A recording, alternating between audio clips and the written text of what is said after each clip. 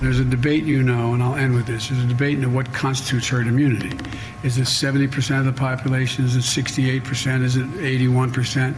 The point is that by the end of the summer, right now, every single person 16 years or older doesn't have to wait in line, can show up and get a vaccination now. My plea to everyone, get vaccinated now, please. Thank you. President Biden today in Portsmouth, Virginia, responding to a question about the U.S. timetable to achieve herd immunity. In other words, when will the country have enough collective immunity so that we're all essentially indirectly protected, right? The virus is just squeezed out of the population entirely. And that is a big question because of today's New York Times report about how experts now believe that reaching that level, herd immunity in the U.S., is unlikely, which sounds really awful, although the truth is a lot more complicated. Early on, the target herd immunity threshold was estimated to be about 60 to 70% of the population. As a result of a dominant new variant, experts now calculate herd immunity threshold to be at least 80%. But here's the thing, there's no real magic number here, right? If we continue to vaccinate people, we should continue to push the viral transmission further and further down.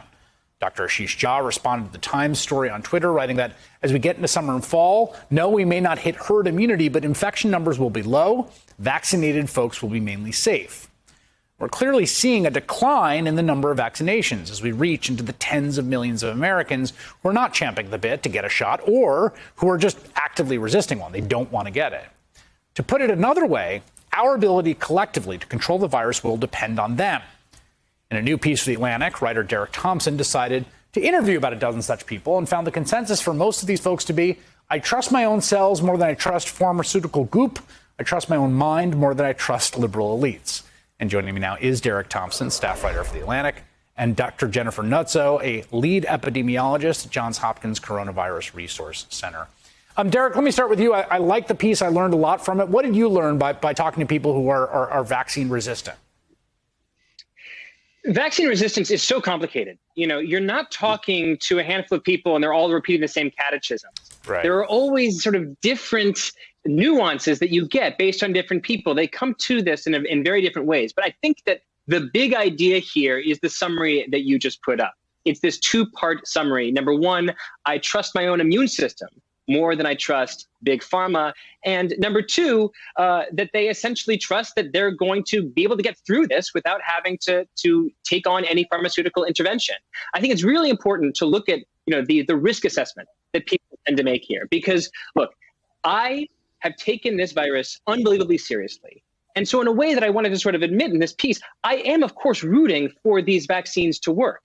In a very interesting way, I think a lot of people that I talk to are not necessarily rooting for these vaccines at all because they never took the pandemic particularly seriously. Right. They've been eating inside in restaurants. They've been traveling. They've been doing all these things they consider normal. And they're frankly a little bit offended by the suggestion that they have to accept a pharmaceutical intervention to get back to a normal life that, frankly, they never stopped living. Yeah, that part of it, I think, is key because the get back to normal message only works to the degree people suspended normalcy.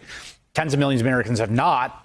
And Jennifer, then the question becomes on the math side. I know a lot of people, I got texts from people today when the New York Times push alert happened of like, oh no, we're not going to hit herd immunity. This will become endemic. We're going to constantly have to be dealing with it. I guess the question is, what's the spectrum look like, past 50% to 60% or 70%, and how much does that matter in a collective sense? So, I think what people are really afraid about when they're texting you is that we're never going to go back to normal. And that's just not true. We're already seeing the effects of vaccination. Case numbers are coming way down, which is great. We're seeing what is possible in Israel with, just over 50% of the population vaccinated, where, things are easing up. And I think that's likely in our future, even though we still have this incredibly important problem of needing to reach people who so far don't want to get vaccinated.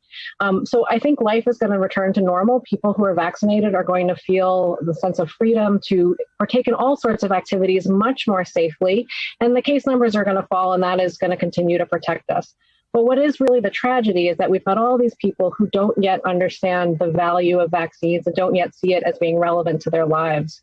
I particularly take their points that, they trust their immune cells more. The irony is that often what kills people is the overreaction of people's immune cells. So it is really important that we reach people with these vaccines, but I think it's expected. This is new, and it's understandable that people are on the fence about it. We just need to continue to have the tough conversations and not give up on people. I really think we can reach them, particularly as we go into the future months where they see people continuing to get vaccinated and be absolutely fine and be emboldened by their vaccination status. Well, yeah, that's a good point. And I think, Derek, also there's different buckets here. So there are people who I think are really don't like the idea of getting vaccinated, the people you talk to. And then there's a lot of people who just haven't gotten around to it yet. I mean, and I will say, like, I don't want to judge anyone because I've had items on my to-do list since like 2015 that I haven't gotten to.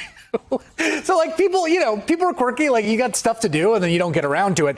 There's all these states now, Derek, that are trying to sort of induce. West Virginia gives young people $100 savings bond. Maryland just announced they're going to have $100 to state employees. New Jersey will give each person one free beer, which is, a lot less money-wise. Connecticut will give each person a free drink. Do you think this kind of stuff helps at the margin?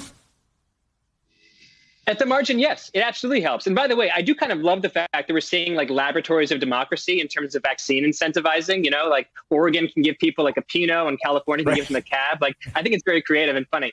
I do think that the reason it works on the margin is because of exactly what you pointed out. This is not a monolith of no people. There are vax-no-ers and there are vax-ers. There are people who are vaccine resistant and there are people who are vaccine procrastinating. Right. And so I think it's really important to recognize that this is a huge group and we can nibble away at the margins. And one of the best ways to nibble away at the margins is to tweak the cost benefit analysis. That's what the Oregon Pinot and the California Cab and the West Virginia Savings Bond all does. It increases the benefit of that cost benefit analysis so that if you're a vax-er, a vax procrastinator, not a total vax-knower, then you're going to come off the fence, come off the bench and say, all right, if it's easy to do this and I'm going to get $100 or like a free, Hefeweizen on the side, yes, I will say yes to the vaccine. Yeah, and we've seen this with voting, right? I mean, the more hassle you make it, the fewer people vote, and the easier you make it, the more people vote. Like it's a fairly simple logic. There's also now a new population that's going to come online, Jennifer, which are children. We've got this news today. The FDA set to authorize the Pfizer vaccine for those 12 to 15-year-olds by early next week. So those are people that right now can't get a vaccine who now will be vaccine eligible. And that's going to help in terms of what our denominator of the full population that can even get a vaccine is. Yeah, I mean, you're going to see this expand. There's going to be more options for people to get vaccinated. So I think we're going to continue to make progress. I know parents are probably quite happy to take one COVID worry off their list if they can get their teens vaccinated. I think we have got bigger global problems, though, where we have global inequities and adults, high-risk adults dying across the world that make me a bit uncomfortable. That, we're in this situation where we're having to really, induce people. But I think whatever it takes to get people vaccinated is important. And I think New Jersey should add pizza to their incentive list with that beer.